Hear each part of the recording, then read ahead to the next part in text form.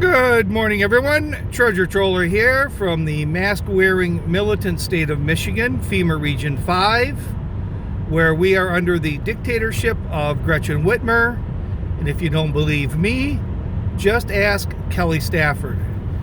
So, we're getting close to, January 17th. Can you feel the electricity in the air? The change of the president, all the excitement? Yeah, okay. Neither can I.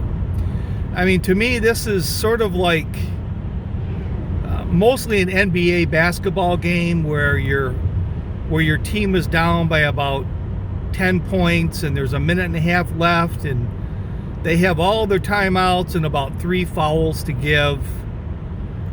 And that last minute and a half takes about 30 minutes to play. Endless fouls and timeouts.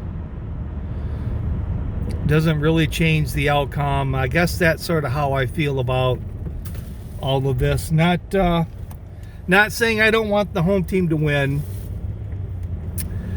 But all of this really, I know they're in the courts and stuff, battling this out, but it just almost seems it's more political than it is legal. And the best example I can give you is up in Antrim County, Michigan, which is just east of Traverse City. It's in Elk Rapids. Elk Rapids is, I think, one of the bigger cities in Antrim County. You know, that's where the planned abduction of Gretchen Whitmer, the dictator, was going to take place by a bunch of reprobates, accused reprobates. So a gentleman there by the name of Bill Bailey, which, with full discretion, is a former classmate of mine. We graduated together. I know Mr. Bailey. I haven't talked to him in years. Hell of a good guy. Anyways, Antrim County has voted Republican, I don't know, since about the 1800s. And for some reason, they voted for Biden this election. And I believe there was also a marijuana proposal on the ballot. And Mr. Bailey felt as though he had some credible evidence that there was some shenanigans being pulled.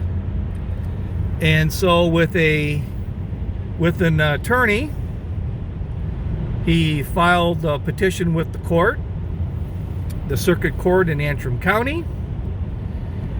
And he said he wanted to kind of get a look at, take a few, examine the voting machines, examine some of the data, just to make sure everything was on the up and up. And I guess probably the judge, and who was an elected official, said, something, making sure everything was fair, that's not such a bad idea. So, the Trump team flew into Traverse City, and Antrim County was using Dominion ballot machines, and they went through and did a forensic examination of this stuff. Results yet to be known, but it just seems rather odd that when you're fighting these big cities and it's heavily Democrat, hey, a few things are going to happen every now and then. There's really nothing to see here. And you get into a Republican area in a small little county with a probably $200 an hour attorney and one citizen that says, hey, I just want to make sure this was on the up and up. They go, yeah, that sounds like a good idea. Let's check that out. It just baffles my mind. So really, we're almost in a lawless society now. It's more of a political society with societal norms will be driven by politics and political correctness, and the laws of the land cease to exist.